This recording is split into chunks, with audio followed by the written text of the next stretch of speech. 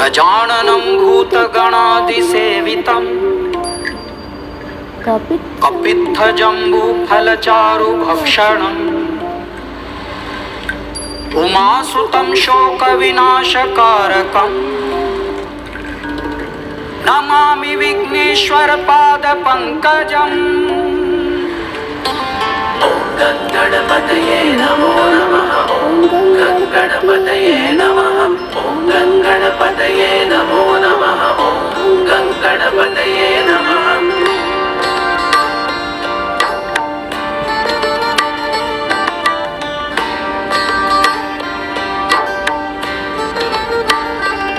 नमस्ते एवरीवन।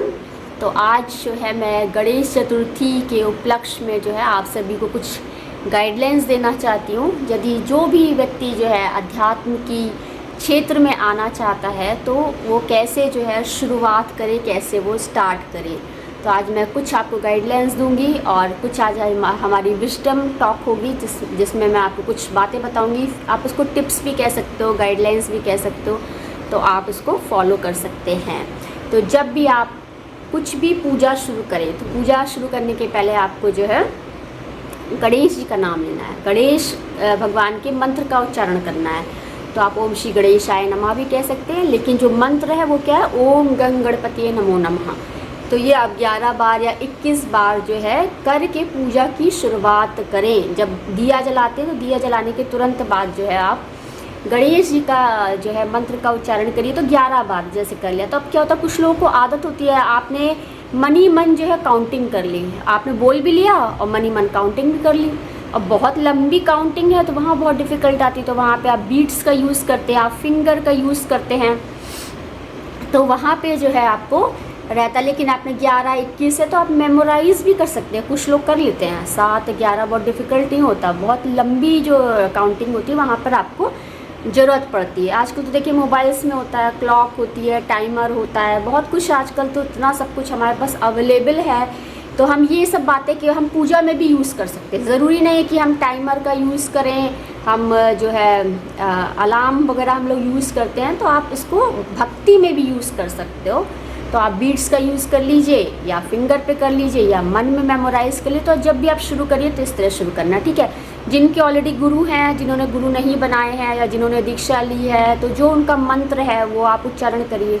अब जैसे गणेश जी का आपने मंत्रों का उच्चारण किया, फिर आपने सैल्यूटेशन कर लिया। सैल्यूटेशन मतलब क्या है, नमस्कार, भगवान को नमस्कार करना है। अब मेरे ग्रैंड मास्टर ने एराटिक योगा में जो है सैल्यूटेशन बताया है, तो हम सैल्यूटेशन करते हैं। 3 स्टेप सैल्यूटेशन होता है। तो उसमें सबसे पहले हम उस परमात्मा को याद करते हैं, फिर सेकेंड स्टेप में जो है हम सभी ग्रेट वंस, हायर बीइंग्स, जितने भी होली मास्टर्स हैं, सबको हम याद करते हैं। तो वो एनर्जीज़ हैं, द एनर्जीज फंक्शन, तो उनको हम याद करते हैं। थर्ड स्टेप में क्या है कि हम अपने गुरु को याद करते हैं, तो हम अपने गुरु से जुड़ते हैं। फिर उसके बाद आप पूजा कर लीजिए।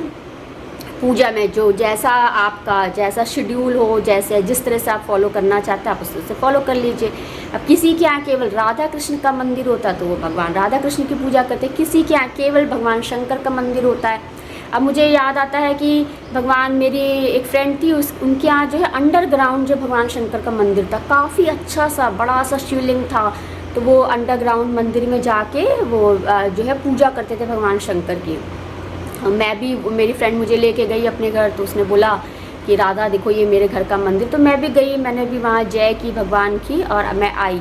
तो मैं यही आपको बताना चाहती हूँ कि कुछ लोगों के यहाँ क्या होता है कि हमने जैसे मेरा देखिए, मैंने ऐसे प्लेट में रखा हुआ है भगवान का शिवलिंग है, ऐसे करके पूजा मैं कर रही हूँ।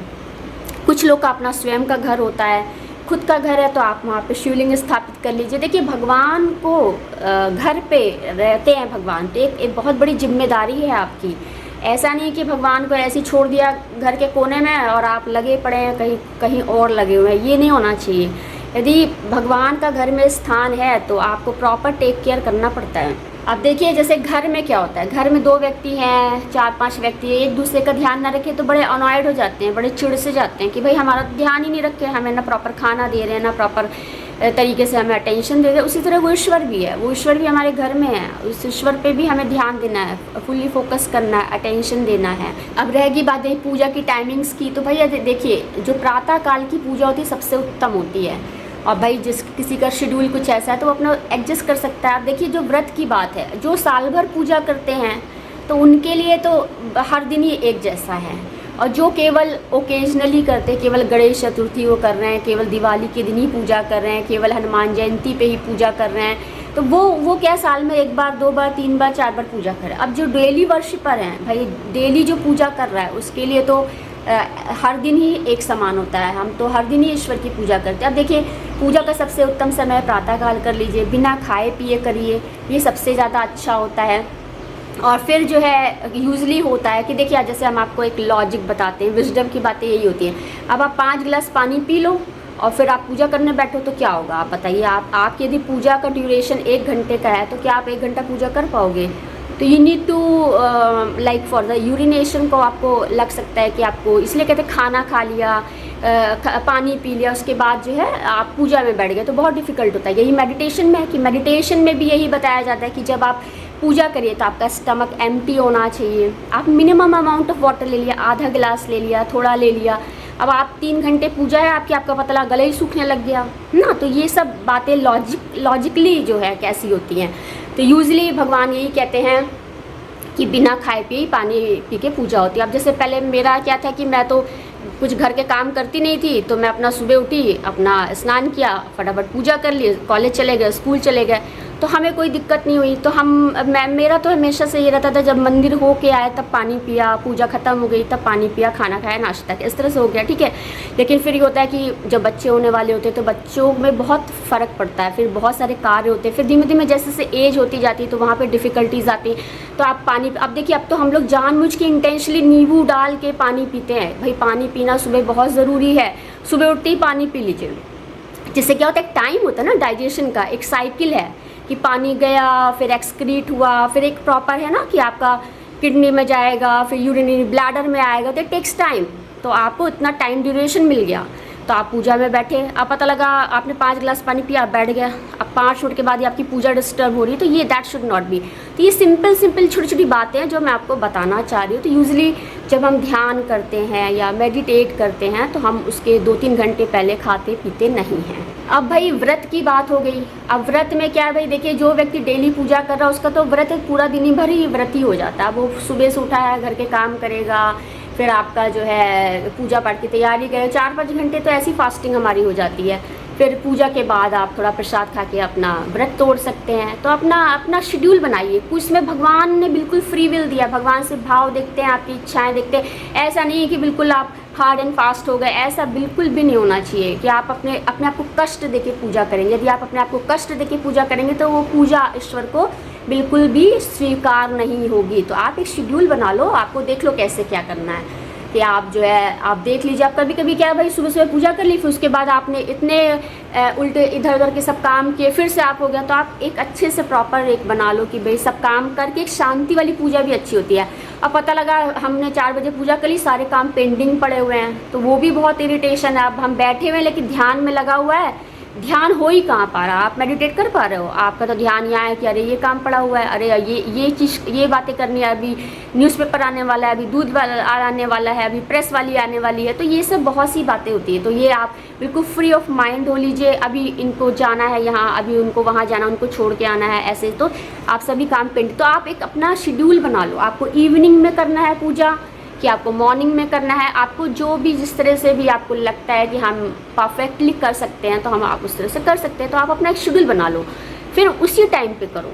थोड़ा बहुत फ्लक्चुएट हो सकता है बट आप you try to be reach at right time. तो ये सब क्या है एक्चुअली, ये एक टाइम टेबल है, एक फॉलो करने का एक होता है कि हम इस टाइम पे फॉलो करेंगे।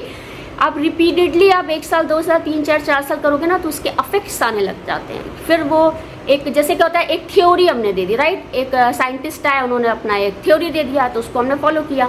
फिर कोई आया, फिर उन्होंने अपने प्रिंसिपल्स बता दिया, हमने उनके प्रिंसिपल्स को फॉलो किया। उसी तरह से हमारा भी है कि हम अपने प्रिंसिपल्स बनाते हैं, हम उसको फॉलो करके उसके रिजल्ट्स एंड इफेक्ट्स देखते हैं, तो वो भी फिर मान्य हो जाता है। तो चीज़ें मान्य कब होती? जब उसके इफेक्ट्स जो है आने लगते हैं, तो वो चीज़ें मान्य हो जाती। तो आपको ये 3-4 बातें होगी। ये तो खान पान से रिलेटेड होगी, टाइमिंग से। एक और हम एक महत्वपूर्ण बात आपको बताना चाहते हैं।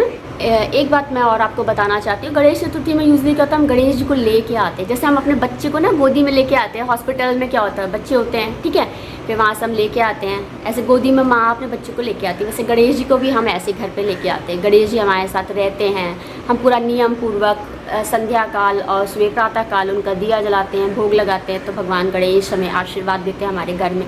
ठीक उसी प्रकार से जो है, तो हम जो हमारी जो लाइफ है वो बिल्कुल that is related to the हमारा जो भक्ति है, वो सब भगवान हमको यही सब सिखा रहे होते हैं। तो आज मैं गणेश जी के लिए बताना चाहती हूँ कि गणेश जी को जैसे बंद करके नहीं रखा जाता। बंद इन द सेंस कि कोई भी मूर्ति है या कोई भी प्रतिमा है गणेश भगवान जी की, आपने अलमारी के अंदर ऐसे बंद कर दी, शोकेस में लगा दी, तो वो नहीं करना चाहिए।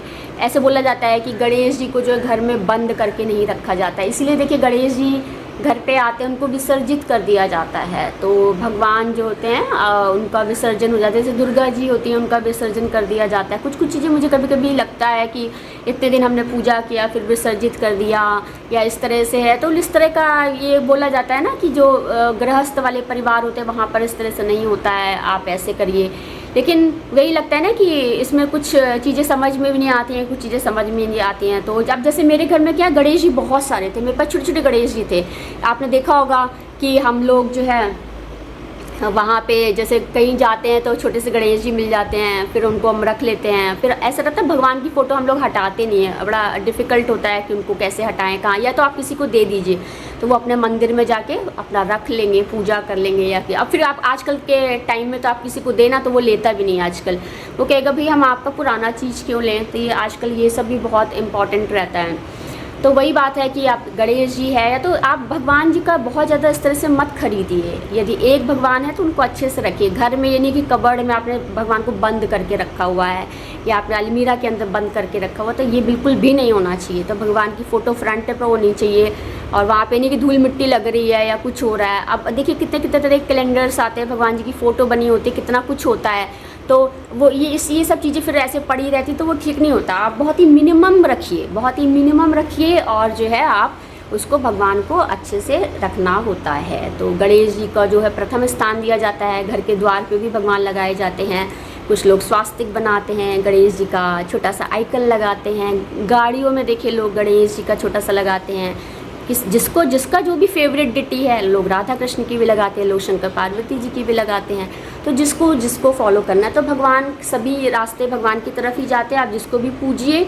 अब आप कहिए कि सिर्फ मैं हनुमान जी की यहाँ पे फ़ोटो रख के पूजा करूँ तो ये भी पॉसिबल नहीं है। आप कहिए सिर्फ दुर्गा जी को रख लूँ तो ये भी पॉसिबल नहीं। तो वो मंदिर होते हैं ना जहाँ पर, लेकिन देखिए मंदिर में क्या होता है, एक मेन मंदिर होता है और साथ में सब भगवान होते हैं वहाँ पर। उसी तरह देखिए अभी मेरा ये मंदिर है, अब यहाँ पे मेरे सारे भगवान जी हो गए हैं, ऑलमोस्ट सारे भगवान जी हो गए हैं यहाँ पे। तो मेरे गुरु भी हैं और मेरे सारे भगवान जी भी हैं। तो मैं अपना डेली अपने सभी भगवान जी का स्मरण करती हूँ और जो है ध्यान और पूजा करती हूँ। तो यही सब बातें हैं, छोटी छोटी बातें हैं, इसको आप करते जाइए। और जो है जो भी गलती हो भगवान से सबसे पहले कह दीजिए। देखिए हमें पूजा आती नहीं, हमें ज़्यादा मंत्र आते नहीं, हमें ज़्यादा श्लोक आते नहीं हैं। जो भी गलती हो मुझे क्षमा कर दीजिएगा, मैंने जो भी भाव से पूजा करी है प्लीज़ उसे स्वीकार कर लीजिए। बस यही सब होता है और क्या होता है।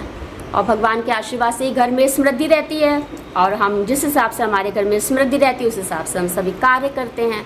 तो यही सब है। अब एक बार आपने शुरू किया तो उस चीज़ों को ख़त्म करना बहुत मुश्किल होता है। तो इसलिए इतना मेंटेन रखिए कि जो आप हमेशा आजीवन कर सकें।